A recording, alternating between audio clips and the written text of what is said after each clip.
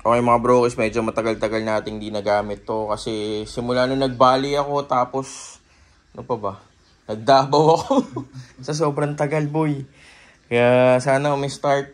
Papalinis muna ni Josh ngayon tapos kita tayo doon sa may car washan. Tapos dala ko na to motor mo. Alisin mo na yung box. Punta tayo ng Green Hills sa Moto Market. Ha? Daming buhok ni Mokoy oh. Puro buhok ng aso. Di ko kasi na ano. Ito kasi huling gamit dito, yung pinairam ko kay Edward. Naabot siya ng ulan nun. Yung kita nyo, sobrang dumi. Pero let's see. Cancel lang ride pagka ano. Cancel. Pagka hindi umi-start. Sige, start mo na. One click boy. Tanga kami, silencer pala tayo. Ano mga silencer?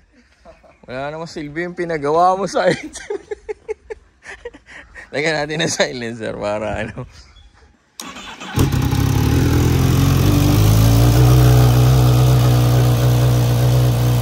Parang wala lang. Medyo tumahimik naman siya ng onte. Pero good thing umi-start siya mga bro. Init. Okay na yan kaysa umuulan. So, buhay pa ang CBR mga bro. Okay pa. Tara, sibat tayo. Let's go. Baba na tayo dun mga brokies. Wala side mirror to. Dito yung side mirror. Baka mabash tayo eh. Siyempre, di ba? Ayan o. Na-lustred. Na-lustred ata yun dito. Pero papayos niya mamaya. Ang init. Dito lang nagpalinis naman yan sa baba. Ito mga brokies, check nyo sa TikTok shop to eh. Hindi tagos yung araw. Okay siya, nakalimutan ko yung pangalan. Check nyo na yung yellow basket dyan. Lagay natin. For sure itong CBR eh naka ano na naman to. Naka check engine na naman to.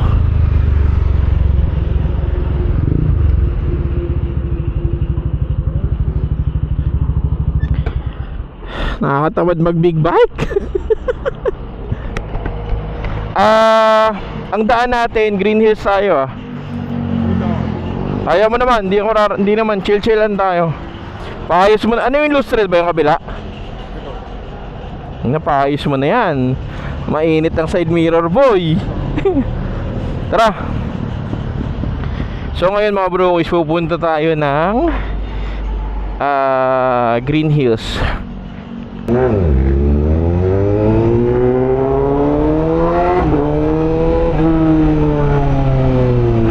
Tagal ko di nagmotor boy. Makakapanibago. Yan, tuwing sasampa ko na CBR para akong bagong ano na naman. Tuwing sasampa ako dito sa CBR para akong ano, I mean, first time mo siyang ginamit. Sinama natin si Josh para sure pag may binitbit tayo from Moto Market, may ano tayo, may lalagyan.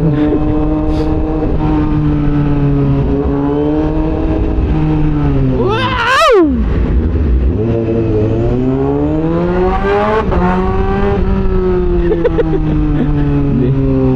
Ano, hindi na marunong tumansya boy. Lapad nito boy oh.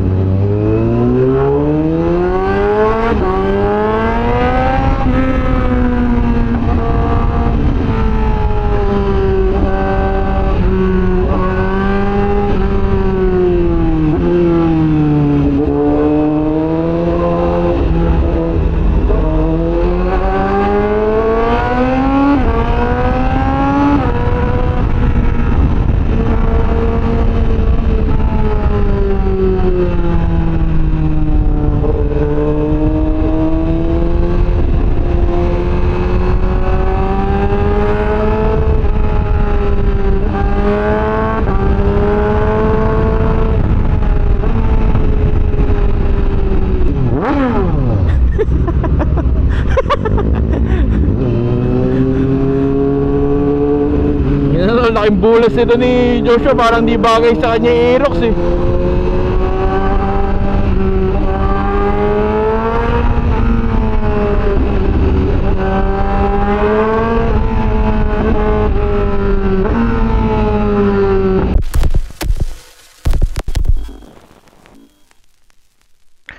Again, it's super late na. Kita nyo, biglang tumalon yung video natin dito. May dahilan yan kasi yung clip natin nasira. Mali yung settings nung nung Insta360. Tanga, bad trip.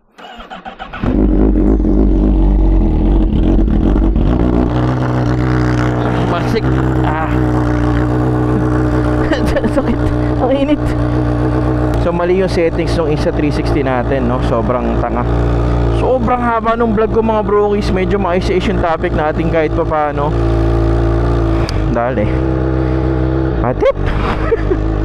Labas tayo ulit. Dami nating ganap kanina pero yun.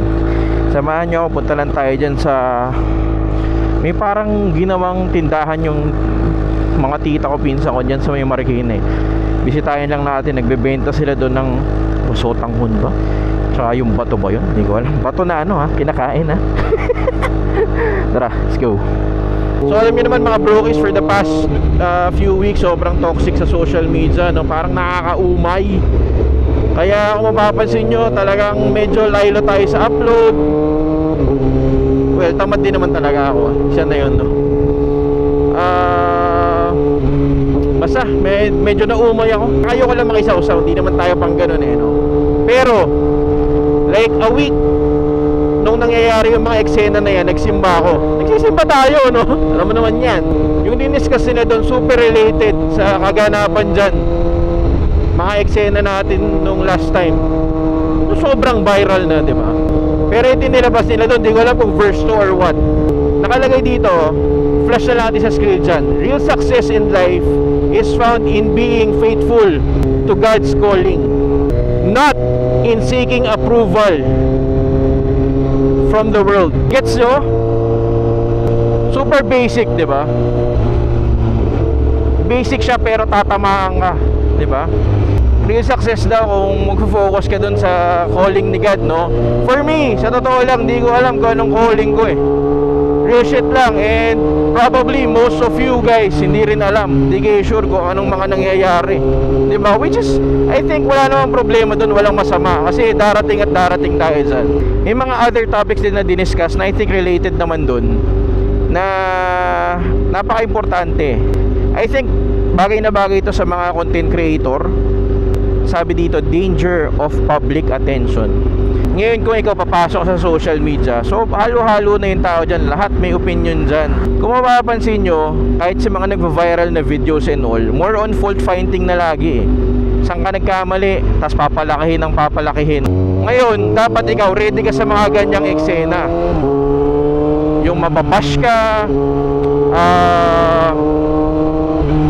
kung ano-anong sasabihin sa'yo, ready ka dapat dyan, boy, kasi mangyayari yan. Ngayon, let's say kaya mo. Sabi mo, kaya ko i-take yan. Basic yan, kaya ko yan. Ito ang isipin mo. Kung ikaw kaya mo, paano yung pamilya mo? Diba? Kasi there would be times na sa'yo okay lang, pero sa family mo hindi. Diba? Which is mahirap. Kasi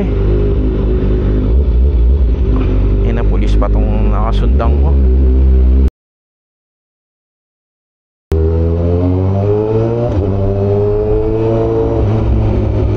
Factorin mo yung family mo, boy.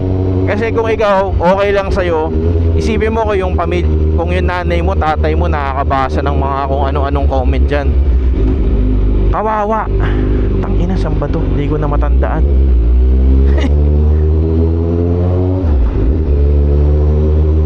Mag-wish nga tayo, putya, hindi ko matandaan.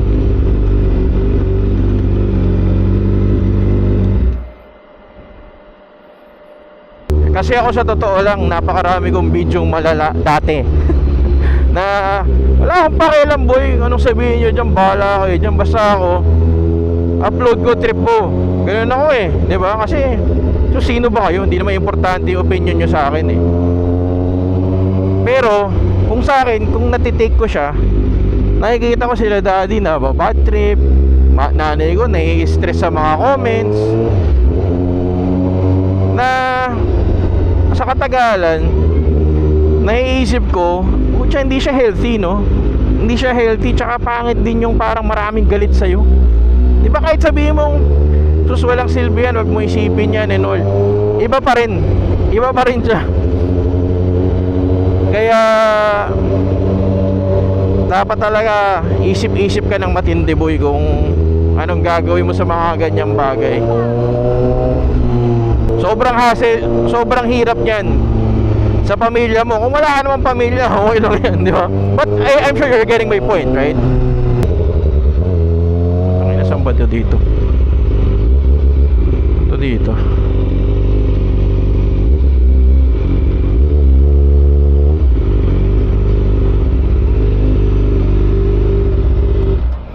Dito na pala, hindi ko alam kung nasan sila. Saan kayo? Saan kayo? Saan kayo? Saan ka ba? Naririnig ko na yung motor mo eh. Dito sa may harap na harap. Ay hindi, dito ka. Papasok mo na kumanan ka. Kanan. Ito, dito ka. Nandiyan ba yung pick up? Ha? Nandiyan yung pick up? Oo, tapos doon sa harap ng kotse ni Garopi mag-park. Oo, sige, sige. Dito daw tayo boy.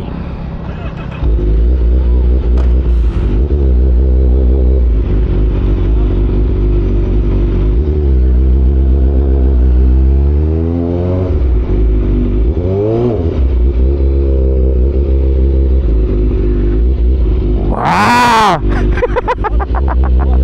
Saan?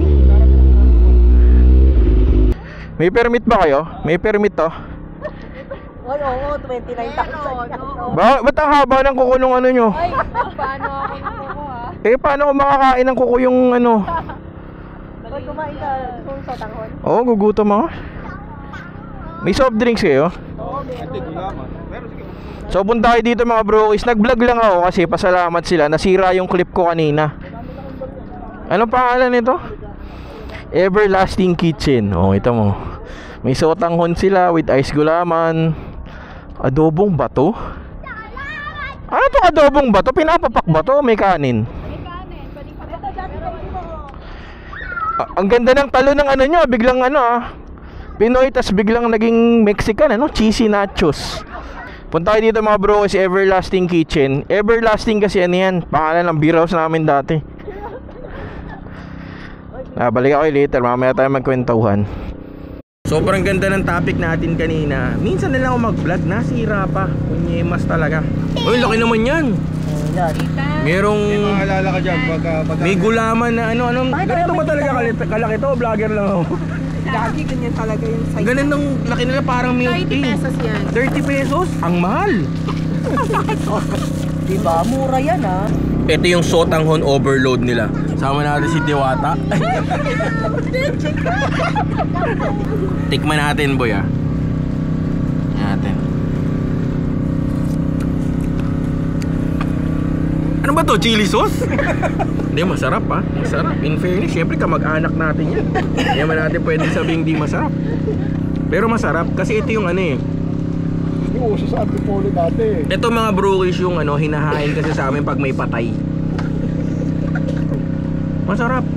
Tsaka meron siyang mga ano ba to? Chicken? Anong tawag ito? Chicken breast? Chicken breast. May itlog. Tenga ng daga. May tenga ng daga. Oh, yung tenga ng daga. Huwag tanga, baka may mag-comment. Daga? Yun lang yun Ito, bato. Ano ba yun? Balon-balonan. Basta gano'n, marami siyang Gulay. may gulay din. Ano yung gamit nilang gulay dito? Yung kimchi dati to Hindi, masarap. Magkano to? 75. May kasamang ano yan? 75? Hindi ka ba kakarmahin dyan? Lagi may kasamang sagot gulaman na yan. Sagot ko lang. Ganito kalaki? Wala ako, ganito kalaki. Size na yan. Sige, upsize. Upsize? Pucha, may mga pag-ganong pa kayo. Gusto ko yung ganyan. Gusto ko yung mga nagbi-business. Sige mo, tilaptop pa yan, May QR code ka dyan pagka magbabayad? Gcash, pwede. Tatakay, ba't ka dumayo dyan, Torky? Tanga ka mag-anak ko to, hindi dahil gusto ko dito. Kaya ba masarap legit? Kung taga Marikina ka, ano ba ang lugar to? South Supermarket. Malanday? Malanday. Malapit lang sa South Supermarket. Katabi ng South Supermarket. Masarap. Na tayo? Baka umulan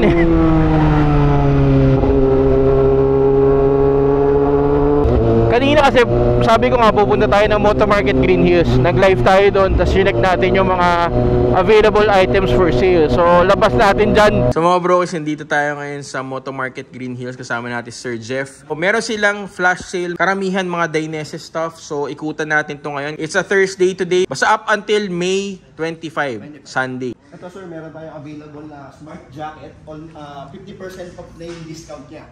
3 variant siya. So ito, smart jacket mga brokies, so from 39,990, 50% off. 'Di ba ito, pwede mong ipatong to sa jacket mo or pwedeng inner din, 'di ba? Hindi ko alam na may ganito eh. So from Dainese meron pa lang ganito, D-Air. From 49 nasa 29 na lang siya sir. Ayan, check nyo na lang mga brokies ha. So merong jacket na talagang parang normal na jacket lang, tapos parang ito parang pa-mesh type ano. Mesh type na hindi mo akalain na may airbag. Oo, kala ko yung mga parang inners lang eh. Yes sir. Pero sa 26,000 na lang siya. may airbag yan, di ba? Ito yung mga nakasil natin na 30% off. Okay. Meron leather, meron tayong mga pang touring or adventure na type. Then meron naman din tayong may mga natira pa. Oo, kaubusan na, no? Kung gusto nyo humabol sir, habol na kayo. Oo. Yan, may mga women's din tayo na available. Meron din tayong boots, 20% off. Ito, mainit sa mata to, boy. Ano pa ito? Torque Air. Yan. Naka 20% off din siya. Mga Gore-Tex, mayroong mga parang streetwear lang, oh. Yung suot natin para mga pang casual lang. Ito kasi more on for ano din, no? Adventure, no? Ito yung mga helmet natin na malaki rin din discount, up to 50% off po siya. 50% off. AGV to mga brokies, 50% off. Tingnan mo to. AGV Pista na GPRR. Nasa magkano na lang siya? From 50,000 na lang siya from 85. From 85,000. Size medium mga brokies. Tapos ito rin. From 80 plus? 82,500, 49,560 na lang. Ito gusto ko to talaga, promise. Pista GPRR na large. Large yan, no? Magkano pa online yan?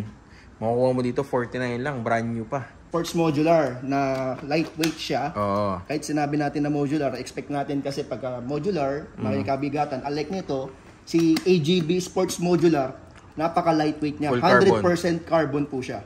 Oh, ano na lang siya? 24. From 49,990, nasa 24,000 na lang siya. Mga pang ano, no? Parang pang classic. Nasa 9,000 na lang ba to? Yes po. Nasa 9,000 something na lang. Check nyo mga brokies, ha. So if you're looking for jackets naman, eto mga gusto kong mga ganito, yung mga nakabox. Nakabox. Kasi magagandang din siya. Ito for ano to? For adventure. So from ito mga brokies, mga leather jackets natin, yung pantaas, nasa from 35, nasa 25 something na lang. Tapos meron din tayong mga available, mga leather Ito, yung mga leather pants, yung mga gustong mga kasi ano may dyan. partner dito sa leather jacket Oo. natin. Yan. Kasi pwede ka mag two-piece, di ba? Pwede po. Ito. Tapos meron din tayo available. Ito, Tas malalaki ito. din yung mga discount. From 21,800, nasa 8,760 na lang po siya. Ito Ito. yung mga casual natin na riding pants. 8,000 na lang. Magkano? From 20? 21,800. 21.8, diba? May mga sizes pa naman, so check nyo na lang din. Tapos, they have other brands din na Almost 50%. almost 50%. Ito, pang babae ba to? Pang women, meron din tayo pang men. Then ito si Momo natin, 50% off na siya. 50% off. Oh. Meron siyang waterproof, then meron naman din na hindi waterproof. Goods. Ito mga bro is yung latest na airbag ng Dainese. So, priced at 49,990. 49,990. Box lang natin. Ano bang special sa kanya? Ito sir, ito yung bago namin in-introduce, si Smart Air. Ang kagandahan dito sir, 20% lightweight siya. Oo, mas magaan. Previous dun sa dati nating Smart Oh, Air. ito yung previous kasi, yan. Tapos, kagandahan nito, no monthly subscription fee. Hindi mo na kailangan din i-tether dun sa motor mo para gumana yung pinaka-airbag niya. So, walang tali-tali to or na, something. No tether. Hindi mo siyang gamitin sa in or out ng jacket natin. Oo. So, ito na yung latest mga bro isang day na kasi pakiramdaman lang natin. Boom! 50k. Kasi kunwari ako, medyo may katamaan tayong mag-jacket minsan. At least, kahit pa paano, ito, protected ka. So, ito kasi yung earlier version. Offering 3 deployment before needing replacement nung pinaka-airbag niya. Usually kasi, one pop, ano na kagad yan. Replacement na kagad. Oo. Tapos, ang kagandahan pa dito, sir, kahit ikaw mismo, pwede ka magpalit ng pinaka-canister niya. Kumbaga, nabibili yung pinaka-canister niya sa any Moto Market store, 8,990 lang yung price niya. Hindi mo na kailangan pa service pa Hindi na sir, opo. Meron siyang GPS, accelerometer, at saka gyroscope. Yun yung mag-verify nung ano mo. Sobrang smart niya. Madidetect niya kapag ma-aksidente ka na, tsaka siya magde-deploy. Ang ganda, boy. Diba? Pag nag-deploy siya, hindi lang siya basta hangin. Microfilaments ang tawag. Yun, microfilaments na, kumbaga, may tigas siya kahit pa paano. Diba? Mas protected. 85% yung impact na ma-absorb. Tama, no? Yes, yes. Diba? 85%? Ewan kung di ka mabuhay dun, boy. So, ito pinapanood mo, ito na ang sign. Pumunta ka ng Moto Market Green Hills. So, bihita lang kayo dyan sa Moto Market Green Hills. Hanggang Sunday pa yan, May 25. Kung pinapanood mo to, Friday ko i-upload to eh. Sana ma-upload. Dito sa Marikina, pag inabuta ka na stoplight, Diyos ko, pwede ka mag-Mobile Legends muna. Oh, kaliwanag oh. Mayroon na rin sila mga banchito dito. Galing. So, mabalik tayo sa ating topic mga bro. Isa pa sa na-discuss nung nagsimba tayo, nakalagay dito, not every opportunity in life is a yes. Galing nito. Pakanan siya pero pakaliwa yung signal light. Demokya. Napakaganda ng message, diba? There would be opportunities that will come. Basic. Maraming opportunity na darating. Pero hindi pwedeng lahat iti-take mo. Kasi pwedeng ikapahamak mo, which is nangyari. Diba? Sige, nag-create ng traffic and all. Talagang ang daming comments, views, likes, mga ganyan. Pero nangyari, medyo nasira ka ng matindi-tindi. Sobrang daming sumosaw, kung ano nang sinasabi sa'yo, na almost lahat negative, di ba? Kumbaga, parang sinira yung pagkatao mo eh. Yung content mo, kinontent na ng sino-sino, nag-contentan na kayong lahat. Alam mo yun? Kaya mapasin nyo, medyo naglaylo tayo nung for the past few weeks. Again, sabi ko nga, tamad tayo. Pero not just that, medyo sobrang toxic na eh. Tsaka umay din, ayoko rin naman makisabay sa hype, di ba? Kasi wala lang. Ayoko nang mag-create ng negativity, sa totoo lang, sa channel natin. Kasi wala lang, hindi ko na trip. Ganun lang, di ba? Ito lang naman feeling ko worth it i-share sa inyo, lalo na kung ikaw ay papasok sa mundo ng motovlogging or content creation. And again, I'm no expert. Kumbaga ito more on insight ko lang naman. Tsaka yung na-discuss sa simbahan, di ba? Na bago ka nag-neutral. Na baka sakaling kapulutan nyo ng aral, pwede mo magamit sa buhay-buhay. Ito ba, di ba tapos to eh. Ito napaka-importante dito mga bro. Purpose is more important than performance. Ako guilty ako dito kasi there would be times talagang more on ang thinking ko pag mag-upload, kamusta kaya to? Maganda views kaya nito? For sure maganda views nito kasi ganda. Pero hindi ko iniisip kung ano bang purpose ng video na yan. Diba? Ano ba yan? Gusto ko ba mag-create ng positive impact sa mga tao? Gusto ko mag-create ng, gusto ko silang sumaya? May gusto ko sa kanilang ituro? Minsan din nakakalimutan natin yun. Ano bang purpose? Bakit mo i-upload yan? Diba? More on kadalasan ang nangyayari. Ba't mo i-upload yan? Kasi for sure maraming views to. Wala akong pakialam kung marami magagalit, basta maraming views to. Diba? So yun, napakagandang take nito, di ba? Mas importante ang purpose before performance. Kasi yung performance darating at darating yan. Ito medyo eye-opener sa akin tong part na to. And last thing, ito, don't burn bridges, di ba? Ang ganda na ng mga discussion talaga nung na to nung nagsimba ako. Tandaan mo, ikaw hindi ka naman palipat-lipat ng industry. Maliit lang yung mundong ginagalawan mo, boy. Definitely there would be people na bad trip ka, nakaaway mo, makakatrabaho mo ulit. I'm not saying makipagplastikan ka, kung mali naman siya, okay lang naman i-reason Pero Di ba? Kung hindi ka naman sure sa mga information na bibitawan mo, huwag ka mga away. O kaya magbibitaw ka ng kung ano-anong masasakit na salita na wala ka namang basis. Ito pang pamulat sa lahat yung nangyari na yan, di ba? Wala lang, na-share ko lang. I think worth it naman i-share yung mga na-discuss dito. Hindi naman para makisawsaw tayo or what, di ba? Pero yun lang, no? That's it for our vlog. Medyo nagulo-gulo lang talaga yung content natin kasi nagkatupak-tupak yung clips natin kanina. But that's it. Nakauwi na tayo. Humayo tayo pagparami. At saka good vibes lang, boy. Iwas-iwasan muna natin yung mga kanigahan. Di ba? Peace out.